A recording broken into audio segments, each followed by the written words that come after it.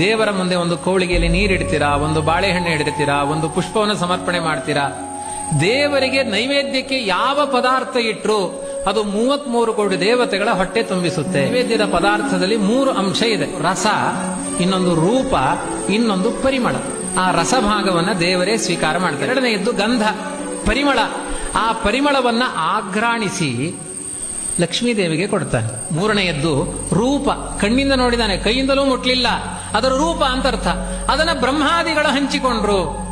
ನೀವಿಟ್ಟ ಪ್ರತಿಯೊಂದು ಪದಾರ್ಥವು ದೇವರಿಗೆ ಅರ್ಪಣೆ ಮಾಡಿದರೆ 33 ಕೋಟಿ ದೇವತೆಗಳಿಗೆ ಅರ್ಪಿತವಾಗುತ್ತೆ ಅಂತ ವ್ಯಾಖ್ಯಾನ ಮಾಡಿ ತೋರಿಸಿಕೊಟ್ಟವರು ವಿಜಯಧ್ವಜ ತೀರ್ಥರು. ದೇವರ ಮುಂದೆ ಒಂದು ಕೋಳಿಗೆಯಲ್ಲಿ ನೀರಿಡ್ತೀರಾ, ಒಂದು ಬಾಳೆಹಣ್ಣು ಇಡ್ತೀರಾ, ಒಂದು ಪುಷ್ಪವನ್ನು ಸಮರ್ಪಣೆ ಮಾಡ್ತೀರಾ. ದೇವರಿಗೆ ನೈವೇದ್ಯಕ್ಕೆ ಯಾವ ಪದಾರ್ಥ ಇಟ್ರು ಅದು 33 ಕೋಟಿ ದೇವತೆಗಳ ಹೊಟ್ಟೆ ತುಂಬಿಸುತ್ತೆ. ನೈವೇದ್ಯದ ಪದಾರ್ಥದಲ್ಲಿ 3 ಅಂಶ ಇದೆ: ರಸ, ಇನ್ನೊಂದು ರೂಪ, ಇನ್ನೊಂದು ಪರಿಮಳ.